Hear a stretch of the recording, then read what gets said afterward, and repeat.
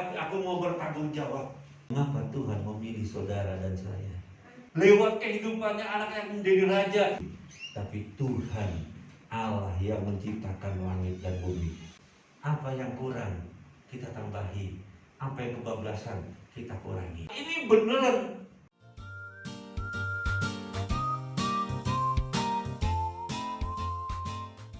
Shalom. Kenapa ya, di mana aja saya khotbah setiap kali shalom pertama agak menjerit ya. Shalom saudara. Nah, itu namanya GBI Agape.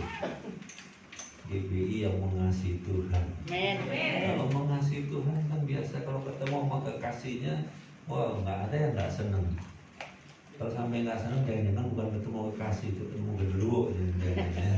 Nah, saya dikasih Tuhan, hari-hari ini sebagian besar gereja sudah merayakan ibadah Natal. Bahkan di tempat saya minggu kemarin kita mengadakan ibadah Natal. Dan saya dengar minggu depan GBI Agape akan mengadakan ibadah Natal. Tapi mari kita mau flashback ke belakang. Kita merayakan ibadah atau perayaan Natal karena kita merayakan hari kelahiran Tuhan Yesus Kristus di muka bumi ini. Dan kalau kita lihat lebih jauh lagi, ternyata sebelum Tuhan Yesus Kristus lahir di muka bumi ini, ada satu pribadi yang Tuhan pilih. Lewat kehidupannya, maka Yesus lahir di muka bumi ini. Yesus lahir sebagai juru selamat yang menyelamatkan umat manusia. Itu sebabnya hari ini saya mau menyampaikan satu kebenaran firman Tuhan tentang nenek moyangnya Yesus yang bernama Raja Daud. Yang saya berikan tema, mengapa Tuhan memilih Daud. Kalau saudara baca dalam kitab 1 Samuel pasal yang ke-16, coba kita buka sama-sama. Kitab 1 Samuel pasal yang ke-16, ayat yang pertama sampai dengan ayat yang ke-13. Kita tidak akan membaca ayat ini seluruhnya, tetapi kita hanya membaca ayat yang ke-11 sampai dengan ayat yang ke-13. 1 Samuel 16 ayat yang pertama sampai 13. Kita hanya baca ayat 11 sampai dengan ayat yang ke-13. Saudara sudah melihat ke depan? Karena di depan ada ayat-ayatnya. Kita baca itu bersama-sama ya, dari ayat yang ke-11. 1, 2, iya. Lalu Samuel berkata kepada Yesaya, "Inikah anakku semuanya?" Jawabnya, "Masih tinggal yang busuk, tetapi sedang mengembalakan kambing domba." Kata Samuel kepada Yesaya, "Suruhlah memanggil dia, sebab kita tidak akan duduk makan sebelum ia datang kemari." Kemudian disuruhnya menjemput dia. Dia kemerah-merahan, matanya indah dan parasnya elok. Lalu Tuhan berfirman, "Bangkitlah, urapilah, sebab inilah dia." Samuel mengambil tabung yang berisi minyak dan mengurapi Daud di tengah-tengah saudara-saudaranya. Dan sejak hari itu dan seterusnya berkuasalah Roh Tuhan atas Daud. Lalu berangkatlah Samuel menuju Ram. Nah, saudara yang dikasihi Tuhan, 1 Samuel pasal yang ke-16 menggambarkan kepada kita bahwa rencana Tuhan tidak dapat digagalkan oleh apapun juga. Keadaan apapun juga tidak pernah menggagalkan rencana Tuhan. Coba kalau kita berkata setelah Saul ditolak menjadi raja, karena dua kesalahan besar yang Saul lakukan. Yang pertama, kita katakan dengan jelas, Allah menyuruh Saul untuk membunuh semua, baik Raja Agag sampai hewannya dibunuh, tapi Saul nggak membunuhnya. Yang kedua, Saul mengambil bagian yang bukan menjadi haknya. Waktu berperang melawan orang Filistin, Alkitab katakan dengan jelas, Saul menunggu Samuel untuk datang mempersembahkan korban. Samuel nggak datang-datang. Sampai pas pada harinya, Saul mengambil bagian untuk melakukan yang bukan menjadi bahagiannya. Dia seorang raja, dia bukan seorang nabi, dia bukan seorang imam. Dia mulai mempersembahkan korban. Begitu dia persembahkan korban, Samuel datang. Sejak saat itu kita katakan, Saul ditolak menjadi raja. Pada waktu Saul ditolak menjadi raja, maka Samuel mulai gundah gulana. Dia mulai berpikir bagaimana caranya rencana Allah dapat tergenapi. Makanya kita katakan, Allah berkata kepada Samuel, pergilah engkau ke rumah Isai. Dari sekian anaknya engkau akan aku suruh mengurapi salah seorang anaknya. Lewat kehidupannya anak yang menjadi raja dan memimpin bangsa Israel yang besar. Begitu sampai di rumah Isai, Alkitab katakan satu persatu anaknya turun. Dari yang pertama sampai yang ketujuh, semuanya ditolak oleh Tuhan. Samuel ingin mengurapi salah seorang anaknya. Allah berkata, apa yang kau lihat bukan yang aku lihat. Manusia melihat yang kelihatan, karena mungkin pada waktu Samuel melihat Eliab, Syama dan sebagainya, tinggi perawakannya, kekar badannya, mungkin juga otaknya pintar. Waktu dia ingin mengurapi, Tuhan berkata, bukan dia yang aku pilih. Semua ketujuh anaknya udah datang, semuanya ditolak. Makanya Samuel bertanya, masih adakah anakmu yang lain selain yang 7 ini? Oh ada, dia pengamun kambing domba. Perhatikan baik-baik, pengamun kambing domba. Pengamun kambing domba pada zaman itu gak masuk hitungan. Itu orang-orang yang dikucilkan, jauh tempatnya dari kerajaan, jauh sekali. Samuel berkata, panggil dia. Kita gak akan duduk makan sebelum dia datang kemari. Begitu Daud datang, kita katakan, oh dia masih muda sekali, pipinya kemerahan, parasnya elok. Maka Tuhan berkata, bangkit urapi dia. Nah, kalau kita pelajari saudara, kira-kira di Israel apakah Daud yang hanya pengamun kambing domba? Halo? Saya percaya pasti ada yang lain. Tapi kenapa kok Daud yang dipilih? Yang kedua, kalau kita melihat Daud pekerjaannya pengamun kambing domba. Bagaimana mungkin dia bisa didudukan sebagai raja yang memimpin bangsa Israel yang besar, bahkan ngangon kambing dombanya kita katakan gak banyak, cuma 2-3 ekor. Dan Alkitab berkata dia masih muda, belia. Kayaknya gak masuk hitungan. Tapi kenapa Tuhan memilih Daud? Makanya tema hari ini, mengapa Tuhan memilih Daud? Dan hari ini saya percaya, mengapa Tuhan memilih saudara dan saya? Sehingga lewat hidup kita, kalau dulu Daud menghadirkan Yesus, kita menjadi terang dan garam dunia. Sehingga lewat hidup kita, dunia yang penuh kegelapan, dunia yang hambar, dunia yang gak ada rasanya, lewat kehadiran saudara, lewat kehadiran keluarga saudara, lingkungan di mana engkau tinggal, merasakan aura yang berbeda, merasakan sesuatu yang berbeda. Ada sesuatu yang mereka dapat nikmati lewat kehidupan saudara, lewat kehidupan keluarga saudara, lewat pekerjaan saudara, sehingga mereka bertanya, apa sih resepnya? Bukan karena kayanya, bukan karena pintarnya, tapi karena ada Yesus di dalam diri saudara dan saya. Nah hari ini kita mau belajar kenapa Tuhan memilih Daud. Yang pertama, saudara dikasih Tuhan, ada beberapa alasan mengapa Tuhan memilih Daud. Dan biarlah ini menjadi pertanyaan bagi kita. Kalau dulu lewat Daud Yesus lahir, biarlah hari ini lewat saudara dan saya, kita menjadi garam dan terang dunia. Menghadirkan Yesus di muka bumi ini, dia mengakibatkan orang-orang Majus dari negeri yang jauh datang sujud menyembah kepada Yesus. Lewat kehidupan saudara, ibadahnya gak cukup sekali, minimal 3 kali. Aminnya cuma berapa gelintir orang, minimal 4 kali. Nah, berikan dulu kemuliaan yang mulia bagi Allah kita. Nah saudara, yang pertama, kenapa Tuhan memilih Daud? Ya, perhatikan baik-baik ya dari ayat Mazmur 1 Samuel 16, Alkitab berkata seperti ini. Perhatikan baik-baik ayat yang ke-7. Alkitab berkata seperti ini, Janganlah pandang parasnya atau perawakan yang tinggi, sebab aku telah menolaknya.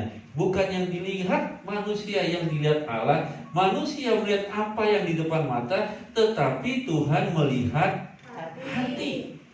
Alkitab berkata, Tuhan melihat hati.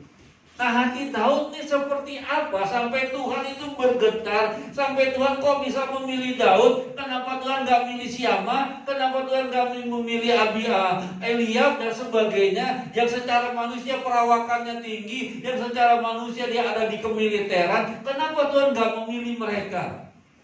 Karena kita katakan Tuhan gak melihat yang kelihatan, tapi Tuhan melihat hati. Artinya di sini Tuhan melihat hati Daud adalah hati yang penuh mengasihi Tuhan. Dia adalah pribadi yang mencintai Tuhan. Sekalipun pekerjaan cuma pengangon kambing domba, dia nggak iri terhadap pekerjaan dari kakak-kakaknya. Mungkin kalau zaman sekarang kakak-kakaknya disekolahkan sampai mencapai gelar sarjana. Kalau seorang pengusaha, kakak-kakaknya mendapatkan kedudukan yang baik dari perusahaan yang bapaknya miliki. Tapi mungkin Daud pada zaman sekarang hanya karyawan biasa. Dia nggak iri. Yang ada dalam hatinya, bagaimana caranya dia menyenangkan hati Tuhan, bagaimana caranya dia menyukakan hati Tuhan. Makanya Tuhan berkata, engkau melihat yang kelihatan, Tuhan melihat hati. Ini Daud buktikan. Pada waktu Daud pertama kali diangkat menjadi raja dari seluruh kerajaan Israel. Kalau saudara baca dalam kitab 2 Samuel pasal yang ke-6 sampai pasal yang selanjutnya, Alkitab katakan dengan jelas, yang pertama kali Daud lakukan memindahkan tabut perjanjian untuk masuk ke Yerusalem. Tabut perjanjian berbicara tentang hadirat Tuhan. Tabut perjanjian berbicara tentang kehadiran Tuhan. Tabut perjanjian berbicara juga tentang pribadi Allah. Karena cintanya akan Tuhan, karena kasihnya akan Tuhan, maka dia tahu yang pertama kali pada waktu dia dinobatkan menjadi raja untuk memimpin seluruh bangsa Israel, yang pertama kali dia harus menghadirkan kekasihnya yang dia cintai. Siapakah dia? Yesus Kristus namanya.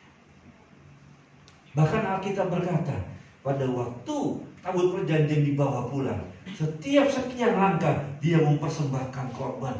Begitu sampai ke Yerusalem, dia membuat satu pondok dan dia mempersiapkan para pemuji penyembah Tuhan. Siang dan malam selama 24 jam. Selama 7 hari dalam seminggu, selama 30 hari dalam 1 bulan, selama 12 bulan dalam setahun, dia mempersiapkan para pemuji penyembah Tuhan untuk melayani Tuhan dengan tidak putus-putusnya.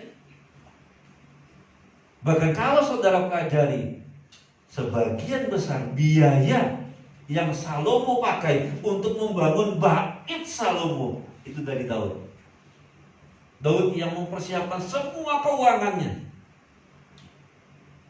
Kenapa ini bisa dia lakukan? Karena dia cinta akan Tuhan.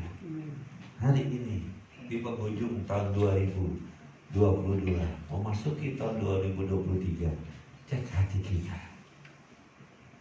Mazmur 62 berkata, hanya dekat Allah saja aku tenang. Saya ingin tanya pada saudara, kalau kau dekat dengan kekasihmu yang kau cintai, rasanya tenang gak saudara? Rasanya bahagia enggak? Pasti senang, pasti bahagia. Daud menyadari, sekalipun dia sudah menjadi raja, dia punya banyak prajurit, dia punya banyak anak buah, namanya ditakuti oleh raja-raja yang lain, tapi dia sadar ketenangan, kebahagiaan waktu dia dekat kekasihnya, Allah yang menciptakan langit dan bumi. Ini yang membuat Daud menjadi satu pribadi, menjadi gembala yang berbeda dengan gembala-gembala yang lain yang ada pada waktu itu. Ini yang membuat pengerja jemaat GBI Agape, namanya udah Agape. Halo? Yang berbeda dengan GBI yang lain ada di Taman Royal. Kita berikan kemuliaan yang mulia bagi Allah kita. Saudara, alasan yang pertama, kenapa Tuhan memilih Daud? Karena Daud pribadi yang mencintai Tuhan. Enggak meledak juga ya. Amin, saudara. Amin. Dalam hati kita harus sadar Dia adalah kekasih yang gak pernah mengecewakan, yang gak pernah menyakitkan hati kita. Bahkan Dia kekasih yang tidak pernah meninggalkan kita satu detik pun. Suami bisa ngorok di sebelah saudara, istri bisa ngorok di sebelah saudara, tapi Mazmur 121 berkata, penjaga Israel, kekasihmu matanya tidak pernah terlelah. Berikan kemuliaan Dia mulia bagi Allah kita. Dia menjaga saudara, Dia melindungi, Dia memelihara saudara. Kalau Dia sudah seperti itu, masa kita enggak mengasihi Tuhan?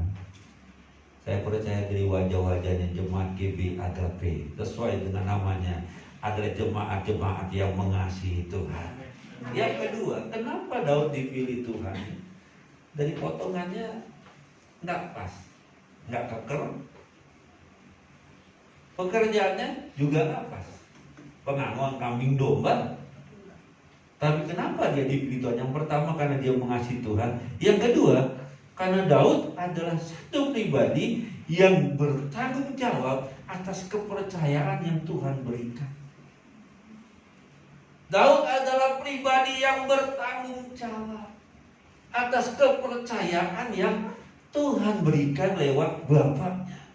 Kalau saudara baca 1 Samuel pasal yang ke-17 ayat yang ke-34 sampai dengan ayat yang ke-36, Alkitab katakan dengan jelas, Daud itu pengangon kambing domba. Waktu dia ingin menghadap Goliat, berperang melawan Goliat, dia harus menceritakan apakah dia punya pengalaman yang luar biasa sehingga layak untuk menghadapi Goliat. Makanya dia berkata seperti ini, aku nih pengangon kambing domba, gak banyak, cuma 2-3 ekor. Ini kalau saya pakai bahasa sehari-hari ya. Tapi singa dan beruang menerkam kambing dombaku. Ini singa saudara, ini beruang. Bukan singa bohong-bohongan, bukan beruang bohong-bohongan, ini beneran. Ini bukan seperti saudara dan saya kalau pergi ke kebun binatang, singanya di dalam, kitanya di luar. Atau pergi ke mana yang di puncak itu, singanya di luar, saudara yang di dalam, aman. Enggak, ini berhadapan. Ini bukan kucing saudara. Ini bukan anjing yang kecil, tapi ini singa dan beruang. Tapi kita berkata, kalau singa dan beruang menerkam kambing dombaku, aku akan mengejarnya. Halo? Aku akan membebaskan dan membunuh singa dan beruang tersebut. Ini taruhannya, itu nyawa. Kalau kita baca ayat ini, ya waktu saya baca ayat ini, wow luar biasa. Dia punya kepribadian yang luar biasa. Dia punya rasa tanggung jawab terhadap kepercayaan yang bapaknya berikan. Itu luar biasa. Sampai-sampai nyawanya aja dia korbankan. Nah hari ini, sudahkah kita seperti Daud? Barometernya bukan sekedar kehadiran, tapi nyawamu itu menjadi taruhan. Halo? Amin. Kau sebagai pengerja di tempat ini, ada jadwal yang diberikan. Begitu gerimis, puji Tuhan, ada alasan nih. Halo? Begitu dengar gempa, puji Tuhan, ini di lantai 2 nih, ngeri juga nih. Ya kan? Begitu awan gelap, puji Tuhan. Bagaimana seperti Daud? Singa dan beruang. Berarti barometer di hadapan Tuhan. Kalau kita ini pribadi yang bertanggung jawab atas kepercayaan yang diberikan, barometernya, apakah kau berani rela mengorbankan nyawamu? Kalau hanya pilek dikit alasan enggak, waduh, hujan dikit enggak datang, bagaimana bisa Tuhan memberikan kepercayaan yang besar? Alkitab berkata dalam Matius pasal 25, firman Tuhan berkata Tuhan memberikan 1 talenta, 2 talenta dan 5 talenta. Dan Alkitab berkata, kenapa kok berbeda-beda ya? Baca baik-baik nanti saudara di rumah. Dalam Matius 25 ayat yang ke-21 sampai selanjutnya, Alkitab berkata sesuai dengan kemampuannya. Jadi kalau Tuhan tetapkan saudara tempat ini sebagai pengerja yang melayani Tuhan di bidang ini, karena Tuhan tahu kemampuan saudara di situ. Jadi nggak usah iri. Yang satu nggak usah iri kepada yang punya 2 talenta.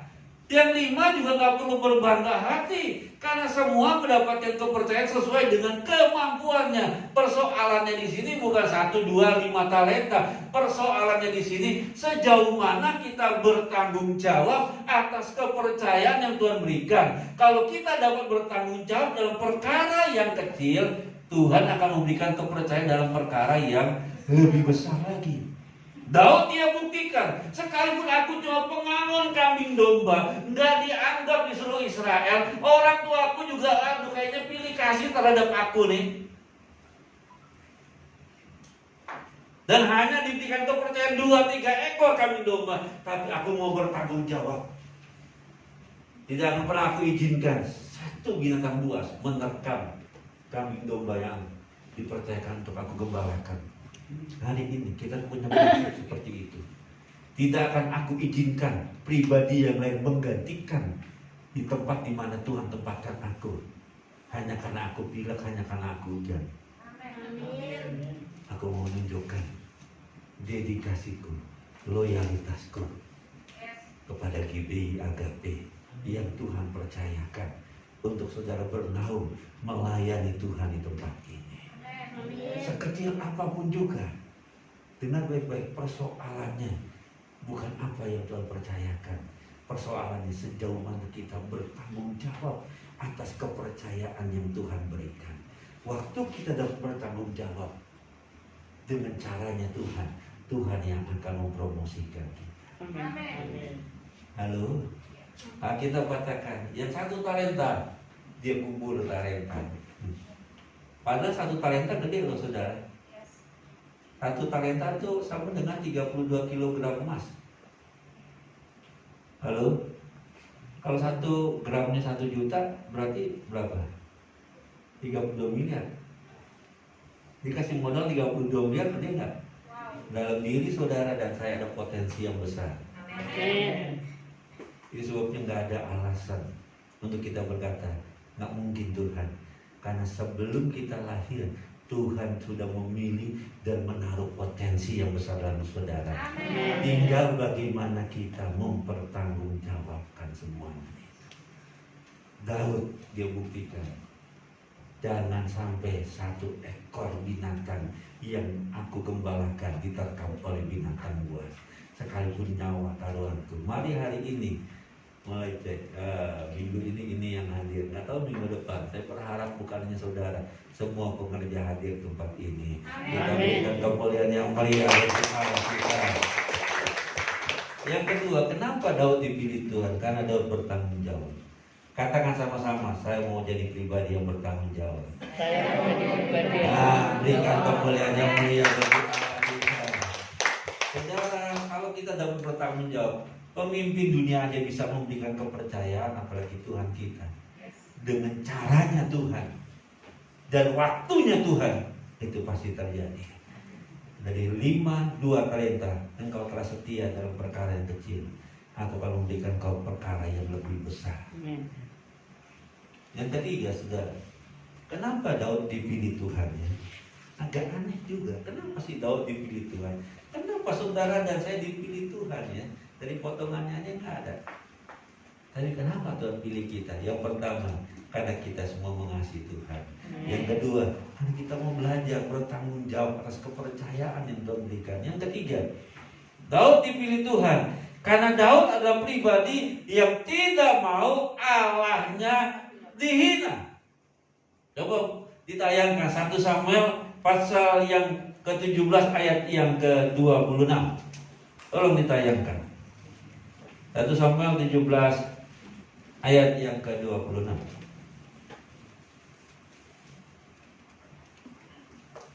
Nah, baca di situ. Sama-sama kita baca 1, 2, Iya. Berkata Daud kepada orang-orang Filistin, apa yang dilakukan pada orang yang mengalahkan orang Filistin? Dia menghindarkan kemohon dari Israel. Siapakah orang Filistin yang tak bersunat ini sampai berani untuk melawan? Kata-kata yang terakhir baca sama-sama, sampai ia berani mencemoohkan barisan daripada Allah yang hidup. Dia berkata, siapa kok orang Filistin yang tak berani menghina daripada barisan Allah yang hidup? Berarti waktu Goliat menghina orang Israel, menghina tentara Israel, bagi Daud dia bukan menghina tentara Israel, tapi dia menghina Allah yang disembah oleh barisan tentara Israel. Makanya dia berkata, siapakah dia? Kadang-kadang tanpa kita sadari, orang lain menghina Allah kita lewat diri kita sendiri. Mungkin saudara bertanya, bagaimana Pak David? Mari kita lihat sama-sama. Kalau saudara baca dalam Kisah Rasul pasal yang ke-11 ayat yang ke-26, ya, Kisah Rasul 11 ayat yang ke-26, tolong ditayangkan.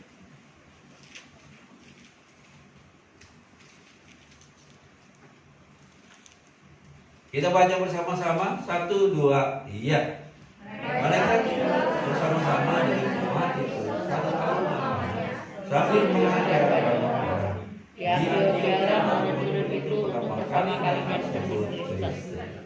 Di Antiokhia murid-murid Kristus itu pertama kalinya disebut Kristen. Kata Kristen pertama kali itu muncul, itu merupakan kata ejekan bagi murid-murid Tuhan Yesus. Orang-orang yang ada di sekitar itu, mereka melihat ada satu gaya hidup yang berbeda antara murid-murid Tuhan Yesus dengan orang-orang dunia. Mereka melihat murid-murid Tuhan Yesus yang pertama ada kuasa yang luar biasa. Mereka menyembuhkan orang yang sakit, yang buta melihat, tuli mendengar. Ada kuasa yang luar biasa, yang terikat kuasa kegelapan dibebaskan. Tapi nggak hanya di situ. Mereka juga melihat ada karakter Kristus nyata atas kehidupan murid-murid Tuhan Yesus. Ada pribadi Yesus nyata. Kalau saudara pelajari, ada banyak hal yang Yesus ajarkan. Saya suka pakai, kalau mau ditampar pipi kirimu, kasih pipi kananmu. Mereka melihat ini. Beda sekali ya. Kalau orang dunia ditampar pipi kiri, oh lu gak tahu. Siapa gue ya? Belum tahu, karena belum kenalan. Tampar pipi kiri, kalau perlu kasih tangan kanan, tangan kiri, kaki kanan, kaki kiri. Kalau pindahin ke RSUD. Tapi Alkitab ajarkan, jika engkau tidak mengampuni, dosamu juga gak diampuni. Beda sekali, mereka ada satu perbedaan yang luar biasa. Nah, Daud pada waktu itu dia melihat Goliat bukan menghina tentara Israel, tapi Goliat sedang menghina Allah yang disembah oleh tentara Israel. Kok Allah yang luar biasa, kok kalah ya anak buahnya? Dan kadang-kadang tanpa kita sadari, kita seperti itu.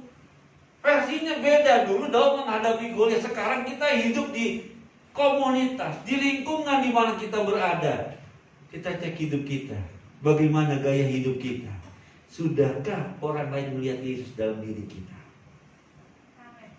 Apa orang lain lihat, oh podo ahe, ke gereja, nggak ke gereja sama aja sama orang dunia. Lu suka gosip, bahkan gosip lu lebih gila lagi. Ya sambil beda. Orang lain sekali sedang mengalami ketakutan, was-was karena berita, sampai presiden kan bilang kan tahun 2023 tahun ke-8. Bagaimana kita? Apakah kita seperti mereka? Takut juga, kita malah nimbrung, iya ya, suami gue aja gajinya gak jelas. Wah, sama aja kalau gitu. Kita sebenarnya berkata bahwa kegelapan akan terjadi. Itu kesempatan untuk saudara dan saya, bukan hanya melihat, tapi merasakan kebesaran Tuhan. Sebab gak mungkin terang itu nyata kalau gak ada gelap. Kalau ini dimatiin, begitu nyalain baru terang.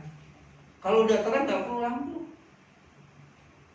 Kegelapan Tuhan izinkan supaya Natal itu nyata lewat hidup saudara dan saya. Sekalipun mungkin cuma seperti lilin yang kecil, tapi lilin yang kecil kalau dinyalakan di tengah-tengah kegelapan menjadi berkat bagi banyak orang. Ini waktunya hidup kita introspeksi. Mumpung masih 11 hari di bulan Desember, masih ada 20 hari lagi. Mungkin waktu kita berkaca di depan cermin, oh ada hal, oh ini listriknya berepotan nih. Oh jangan ungu, kalau ungu kan karena mati. Orang pakai listrik ungu, kan saya ketawa. Ungu tuh listrik orang mati. Orang mati aja merah. Oh ini listrik kebanyakan nih. Oh alisnya, oh bedaknya ketebelan. Kita mau berkaca. Apa yang kurang kita tambahi, apa yang kebablasan kita kurangi. Amin saudara. Sehingga mengakhiri tahun 2022, memasuki tahun 2023, orang melihat kita sudah menjadi garam dan terang dunia. Amin. Alkitab katakan juga, coba buka dalam kitab 2 Korintus 3 ayat yang ketiga. Kenapa Tuhan bisa dihina lewat hidup kita? Karena gaya hidup kita nggak seperti Yesus. Ya, 2 Korintus 3 ayat 3.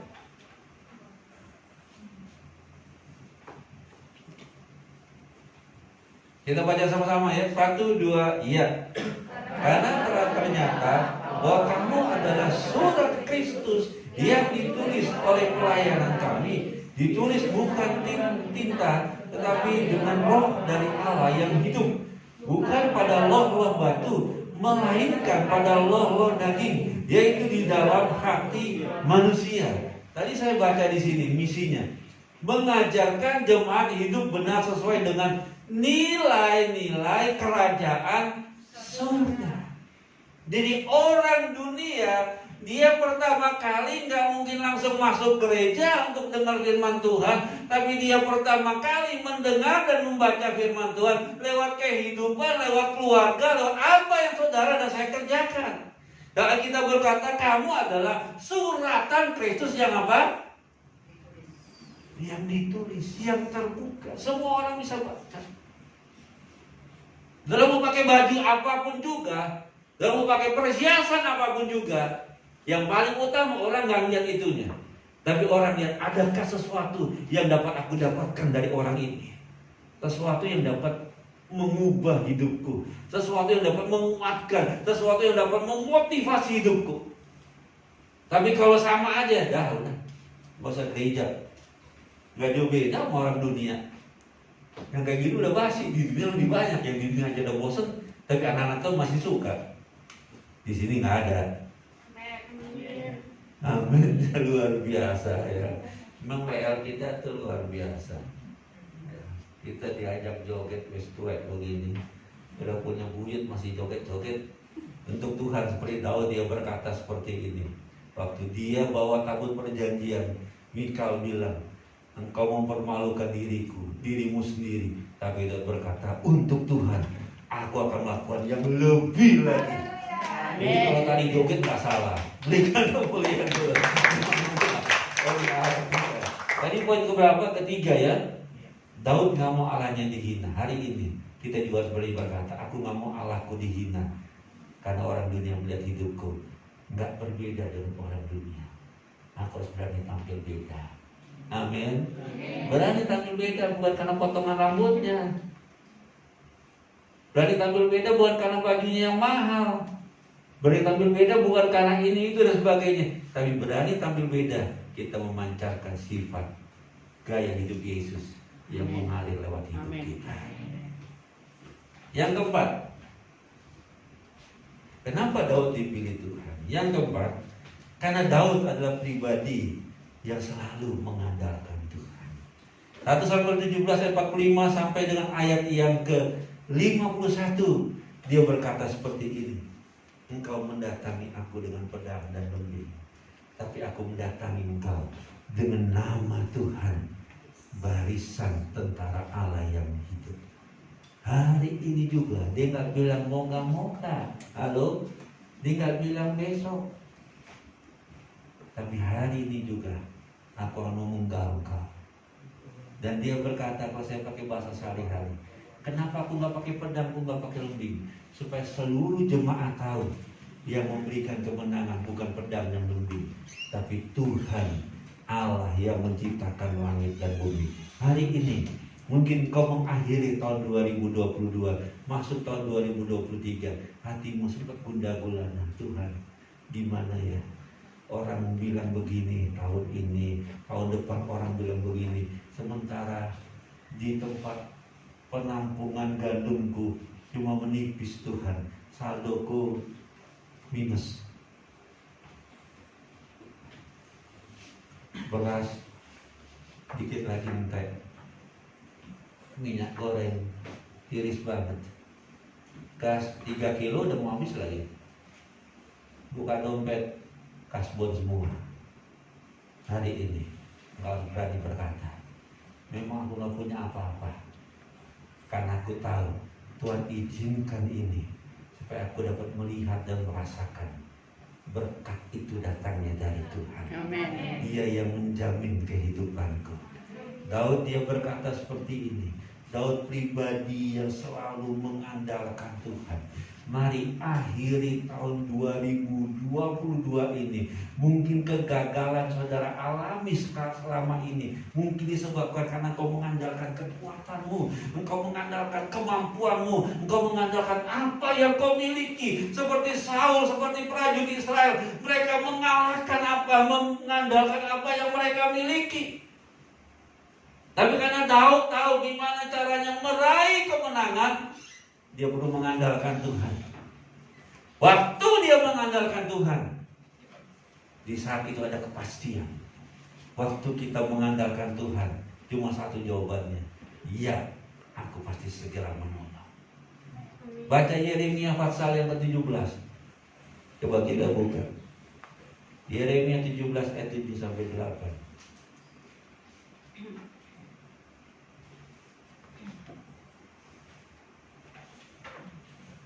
Kita baca sama-sama. 1, 2, iya. Diberkatilah orang yang mengandalkan Tuhan, yang menaruh harapannya pada Tuhan.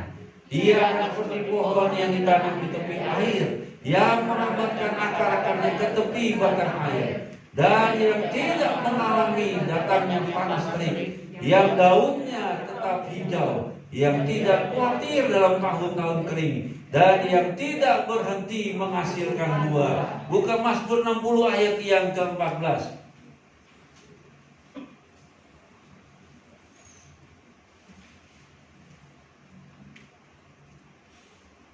Mazmur 60 ayat 14.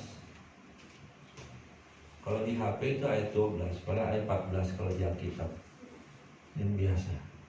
Baca sama-sama. 1, 2, iya. Dengan Allah akan kita lakukan perbuatan-perbuatan gagah perkasa, sebab Ia sendiri yang akan menginjak-injak para lawan kita. Daud tahu bagaimana caranya mengalahkan Goliat. Sekalipun latar belakangnya bukan seorang prajurit, dia nggak pernah pegang lembing, dia nggak pernah pegang tombak, dia nggak pernah pegang perisai, nggak pernah pakai baju jira, pakai ketopong, nggak pernah. Yang dia cuma pernah apa? Pegang ali-ali doang.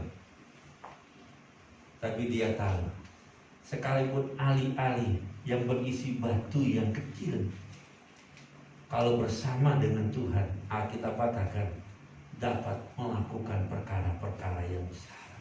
Mungkin hari ini kita juga cuma punya seperti batu yang kecil.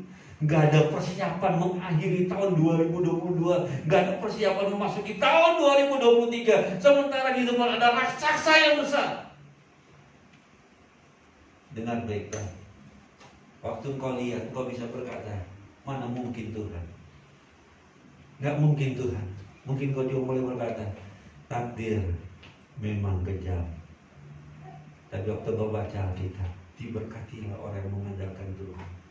Bersama dengan Tuhan, kita dapat melakukan perkara yang besar. Sekalipun cuma batu yang kecil, tapi kalau ada dalam tangan Tuhan, lewat batu yang kecil itu ada perkara-perkara yang besar, perkara-perkara yang dahsyat yang dapat saudara alami, dapat keluarga saudara alami, pekerjaan saudara alami, sehingga lewat kehidupan saudara ada kemenangan yang luar biasa. Kita berkata waktu dia berhadapan, Goliat menghina dia. Anjingkah aku ini? Waduh, untung dapat Daud. Kalau dapat kita, ya lu anjing, kita bilang gitu aja. Memang lu anjing, makanya lu datang pakai tongkat. Hingga engkau mendatangi aku seperti itu. Daud diam aja. Tapi dia berkata, hari ini juga, wow luar biasa. Kita harus berani berkata, hari ini juga musim itu harus berubah. Tadinya orang Israel mengalami ketakutan, kekhawatiran. Hari ini kita boleh berkata, hari ini juga musim itu akan berubah. Ingat saudara, kelahiran Yesus membuat musim berubah. Hari ini kita harus percayakan hal itu. Kalau sampai tak berubah, persoalannya bukan di Tuhan Yesus, persoalannya di diri kita. Mungkin ada sesuatu. Mungkin yang pertama, kita bukan pribadi yang mencintai Tuhan. Mungkin yang kedua, kita bukan pribadi yang punya tanggung jawab atas kepercayaan yang Tuhan berikan. Jadilah suami yang bertanggung jawab, istri yang bertanggung jawab, anak-anak bertanggung jawab, karyawan yang bertanggung jawab, pengusaha yang bertanggung jawab, pelayan Tuhan yang bertanggung jawab. Barometernya apa? Nyawa taruhannya. Halo? Kalau cuma tenaga aja mikir-mikir, waktu aja mikir-mikir, mana bisa dapat kepercayaan yang besar. Tapi kalau kau berani nyawa taruhannya, wow, ini yang luar biasa. Musim pasti berubah. Yang ketiga, mungkin lewat hidup kita nama Tuhan selalu dihina. Orang berkata, orang Kristen kok gak jauh beda dari orang dunia. Ngapain gue ke gereja? Orang Kristen malah lebih dahsyat, gosipnya lebih tajam, setajam silet. Wah luar biasa. Silet luar biasa, saudara. Bukan silet tumpul, silet yang tajam. Yang keempat, mungkin kau gak ngandalkan Tuhan, masih ngandalkan apa yang kau miliki. Tapi mari hari ini kita mau belajar 4 hal. Jadilah pribadi yang mengasihi Tuhan. Yang kedua, jadilah pribadi yang bertanggung jawab. Sekecil apapun juga, ingat barometernya. Apakah kau berani mengorbankan nyawamu? Yang ketiga, jadilah pribadi yang tidak mau Allahnya dihina. Berarti kita harus mengubah gaya hidup kita. Kita menjadi pribadi yang memiliki karakter Kristus. Yang keempat, jadilah pribadi yang mengandalkan Tuhan. Waktu kita mengandalkan Tuhan, kita berkata, begitu kau lihat maju, Daud melepaskan batu yang ada di ali-alinya. Saya percaya tangan Tuhan yang menuntun batu itu, sehingga kena di dahinya. Kau lihat rebah, dan dia maju, dia mau mengambil pedangnya Goliat sendiri, dia sembelih. Hari ini, jadikan momen Natal menjadi momen perubahan musim. Sejak saat itu, wow, kemenangan yang besar dialami oleh bangsa Israel. Baca baik-baik, bangsa Israel tidak pernah mengalami kekalahan selama Daud memimpin bangsa Israel. Musim berubah. Saudara rindu musim berubah? Jangan hanya, mana kok Natalnya ke arah ketok? Di bawah. Di bawah? Natalnya di bawah berarti? Natalnya di atas kok? Gak apa-apa, itu setelah jemaat di sini ya. Jangan hanya ada pohon Natal yang dihiasi, tapi biarlah ada Yesus yang bukan hadir sebagai bayi, tapi hadir sebagai raja di atas segala raja, yang memerintah, yang berdaulat penuh atas hidup kita, atas keluarga kita. Pasti musim akan berubah. Kita bangkit berdiri.